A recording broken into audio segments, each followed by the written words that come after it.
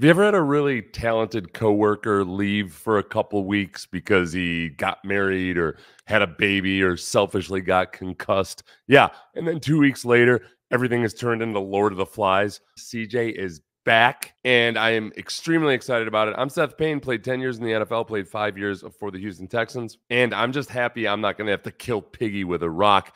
Here are the most interesting questions and answers I found from the press conference. I boosted the audio of the questions where I could, but you know how that goes. I will read them if they are inaudible. Here's CJ Stroud, your starting quarterback, ladies and gentlemen. How you doing? Good to see you too. What's it like to be back, and how tough was this a couple weeks ago?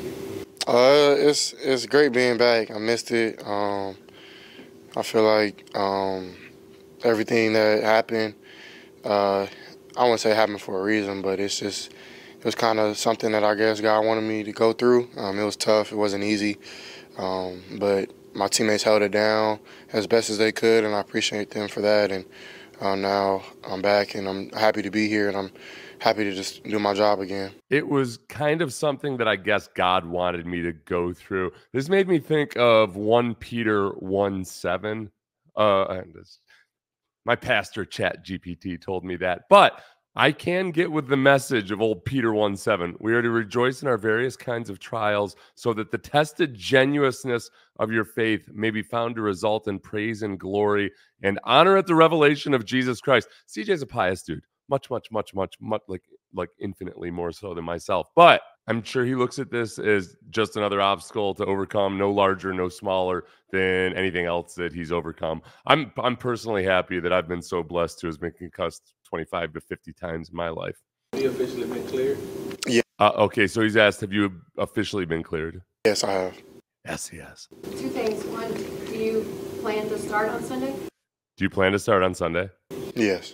And you were out for a couple weeks, which seems like it's a pretty serious injury. I wonder, was it scary? Was there any time where you were like worried? No, I wouldn't say it was scary. It was just the right precautions and the right steps that I had to take to see progress. It wasn't overnight. And the thing about concussions that I've learned is that it's not like one-off fits all. It's like whatever that situation is. And for me, it was a little different than others, or it was just unique to what I went through on the field. Yeah, it was tough, but we're through it now, and I'm excited to play. Okay, he said every concussion is different. There was a neuroscientist, Peter Cummings, who said in an article in The Athletic, concussions are kind of like snowflakes. No two are going to be alike. Getting these things diagnosed is tough enough, and then the recovery process seems to take on a whole lot of waiting and seeing, and each one is 100% unique. It's also nice to hear the snowflake analogy being used in a non-political reason. Frankly, I thought that this generation of snowflakes had ruined it for us. But the median time that it takes to get through a concussion protocol is 9 days. The level of alarm that I think fans, media, others felt in this instance was more of a reflection of how good and how important CJ is. Kind of like you take water for granted, and you don't know much about the problems of people who don't have enough water until all of a sudden you're stuck out in Death Valley. We were stuck out in Death Valley, and it felt much longer than average, even though the average is 9 days. How do you feel? I feel great. Yeah, I feel really good. I feel back to myself, which was the biggest thing. So. Have you ever been through anything like this in your career before? Yeah, injury is a part of the game. I feel like concussions are a little different. I've had concussions before, but this one was probably the worst one I've had, just because I hit the back of my head and I hit the ground really hard. So that was like what made it so bad. It was just like I damn near hit my head on cement, kind of. It was cold, and the turf, I guess, isn't the best I've learned. But I mean, it is what it is, and I'm just happy to be back. He said, I've had concussions before, but this one was probably the worst one. I'll be honest, that one didn't register at first. And one of our listeners on Payne and Pendergast, Lamont, asked, does that concern you that he's had concussions before? I'm going to be honest, like maybe I'm in a little bit of denial, but I just suspect that almost everybody has had more concussions than they've had diagnosed. As it stands right now, somewhere between 50 and 75% of the concussions they diagnose in the NFL are self-reported by the athletes. They all assume that there are a lot of concussions that they're not catching. There are just still a lot of gray areas when it comes to spotting and identifying them. So not to sound cavalier about it, but I think that it's not uncommon at all for guys to have had a few concussions, whether they even know it themselves or not. I mean, it's a collision sport. There will be concussions, and especially there will be subconcussive hits that cause damage too. CJ, you got in a lot before your concussion. Is having this time off help your body? Yeah, I mean, I feel like any time off. I mean, this is the most I've actually like not done like anything physical all year. I mean, from August of 2022, preparing for my season with Ohio State, like I haven't stopped since then, you know. So I haven't had a week or two break since that time before fall camp in college. So yeah, it was good for me to kind of catch up and let my shoulder rest a little bit and other little nicks and pains that I had. So it definitely helped. Look, he mentioned his shoulder. Remember, that was very early in the season when there was speculation that he wouldn't play with that separated shoulder. When people talk about the rookie wall, I think a lot of times they mischaracterize the issue as being just the length of the NFL season. And that's really only part of it. It's long and it's brutal. That period from August training camp of your final season through bowl game, combine prep, draft, mini camp, pro days before the draft, mini camp on into training camp, and then on into the NFL season. I mean, that's 17 months of straight activity. And I think especially for somebody like CJ, who probably, I think, has a hard time taking a break where maybe he should have here and there, it's a lot of wear and tear on your body. And look, nobody's crying a river. Everybody's really well compensated, but your body can only really handle and thrive with so much. So for CJ, the silver lining in this brain cloud might be that his body was able to be a lot more refreshed right now.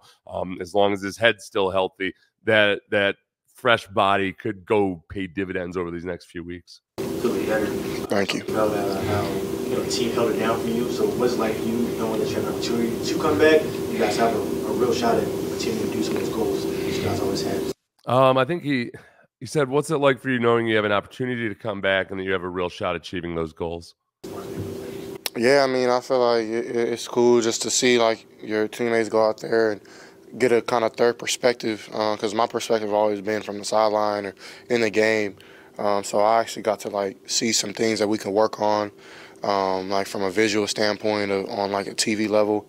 Not like trying to look cool or nothing, but just trying to like control our emotions better, things like that. And I feel like just that perspective of the game definitely helped. And what's he mean? Like, okay, he said from a visual perspective, not trying to look better, but I get the image that he said they needed to control their emotions better on the sideline. What did I miss on the TV copy? Because I'm watching up in the press box, so I didn't see if there are any eruptions or maybe people panicking or what have you. Maybe when they were down so thoroughly in the Browns game, CJ didn't like the body language. Put it in the comments if you know what he's talking about.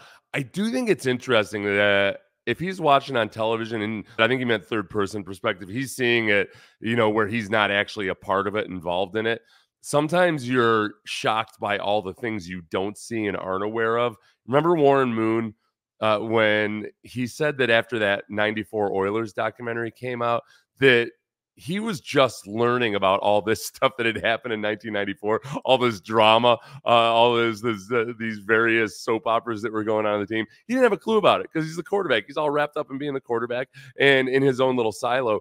And especially in the NFL compared to college, even though the team is smaller, it's a lot more compartmentalized. So I wonder if maybe a lot of normal stuff that happens just registered differently when it hits CJ. Or maybe there was something. Let me know, honestly. Let me know in the comments what I missed on the sideline during that Browns game or the Titans game, perhaps.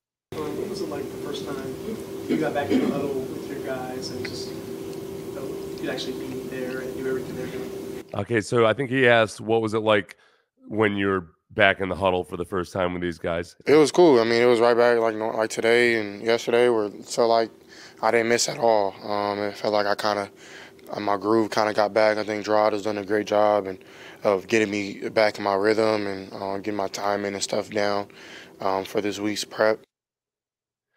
He said some good stuff after that, but this is enough. We've got enough. He's going to be back. He was talking about Gerard Johnson right there, and how he's helped him get his timing back.